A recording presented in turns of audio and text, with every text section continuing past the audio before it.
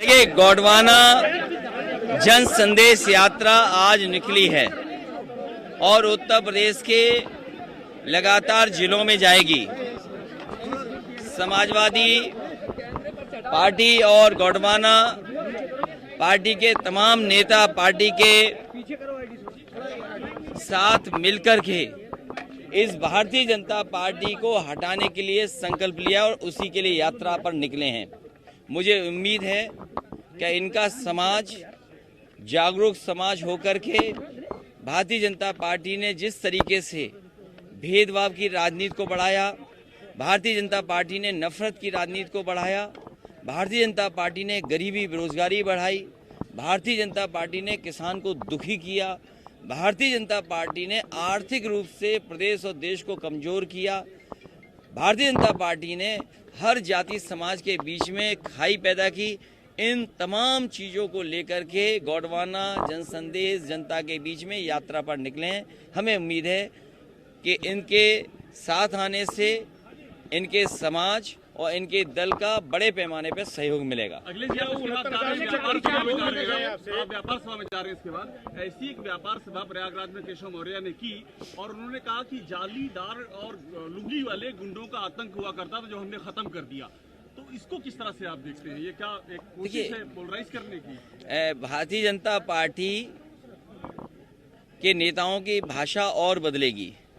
जैसे जैसे चुनाव करीब आएगा, भाषा और गंदगी और बुराई और जितनी भी गंदी भाषा हो सकती है भारतीय जनता पार्टी की होगी।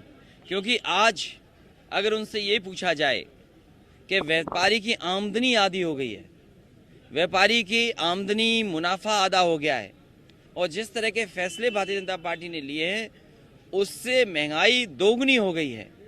अगर आमदनी आधी है, मुनाफा आधा हुआ है और महंगाई दोगुनी हो गई है तो ना किसान खुशहाल हो सकता है, ना व्यापारी खुशहाल हो सकता है। और इनके फैसलों से, चाहे वो नोटबंदी रही हो, चाहे जीएसटी रही हो या सरकार में जिस तरीके का भ्रष्टाचार है, आज हर वर्ग के लोग परेशान हैं। जहाँ तक पहनावे की बात है, जहाँ तक और तमाम सवाल उठाए जा रहे हैं, चुनाव से पहले भारतीय जनता पार्टी को अपने संकल्प पत्र में पन्ने पलटने चाहिए और उन पन्नों को पढ़ना चाहिए कि जनता में कौन सा वादा उन्होंने किया था। उनका हर एक वादा जुमला निकला, हर एक जनता को, हर वर्ग को धोखा दिया।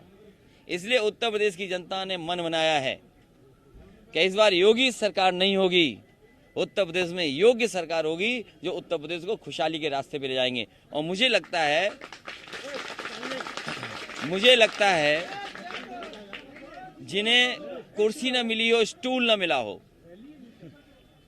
जिन्हें कुर्सी न मिली हो, स्टूल न मिला हो, जिन्हें और शायद बैठने के लिए स्टूल मिला, तख्ती उनकी लग नहीं पाई, लगता उन्होंने मुख्यमंत्री जी का पहनावा देख लिया है। ये केशव मौर्य जी के लिए कह रहे हैं आप? मैं नहीं जानता हूं, जो भी कोई कह रहा है, मुझे लगता है उन्होंने मुख्यमंत्री जी का पहनावा बहुत करीब से देख लिया है, इसलिए इस तरह की भाषा का इस्तेमाल कर रहे हैं। जिन्होंने प्रयागराज में बयान दिया था, आपका ये जवाब उन्हीं के लिए है? देखिए, जो पहनावे पे बात कर रहे हैं, जो सवाल आपने पूछा है, मुझे लगता है उन्होंने मुख्यमंत्री जी का पहनावा देख लिया है, इसलिए कुछ ज्यादा इस तरह बोल रहे हैं। क्योंकि उनका झगड़ा विपक्ष के लोगों से नहीं है, उनका झगड़ा तो उनके अंदर अपने लोगों से है। आप ये बताइए, सड़क का उद्घाटन होने जा रहा है, वहां नारियल तोड़ने गए लोग नारियल टूटना शुभ होता है, ये सड़क का टूटना क्या माने? हम ये बताइए आप ये बताइए, नारियल टूटना चाहिए था कि सड़क टूटनी चाहिए थी? जोर से पटक दिया होगा। नहीं, लेकिन शुभ क्या माना जाए, नारियल टूटने का कि सड़क के टूटने का? ये तो पोल खुल गई इनकी। ये सब लोग जनता से घबराए हुए हैं, जनता का समर्थन समाजवादी पार्टी के तहत दिखाई दे रहा है, इसलिए ये इनकी भाषा बदलेगी और नेताओं का आना भी संख्या बढ़ेगी। अभी तो कम नेता आपको दिखाई दे रहे हैं, जैसे जैसे चुनाव करीब आएगा और जैसे जैसे हार का डर सताएगा आएगा इन्हें, तो इनकी यात्राएं भी बहुत निकलेंगी और दिल्ली से नेता भी बहुत आएंगे। इसलिए आप तैयार रहिए और बहुत गंदगी की भाषा बोलेंगे ये अभी। आपको अखिलेश अली जिन्ना कहा गया, केशव मौर्य ने ये बयान दिया है। अखिलेश अली जिन्ना, क्या हरिशंकर तिवारी से कोई मुलाकात हुई? देखिए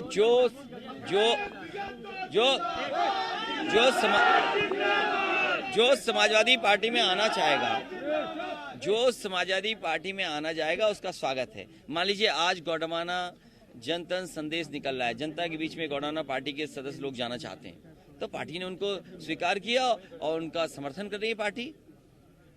तो जो समाजवादी पार्टी में आना चाहेगा उसका स्वागत है, उसको शामिल किया जाएगा। कल शिक्षक भर्ती का अभ्यर्थियों पर लाठी चलाई गई थी आवास के पास।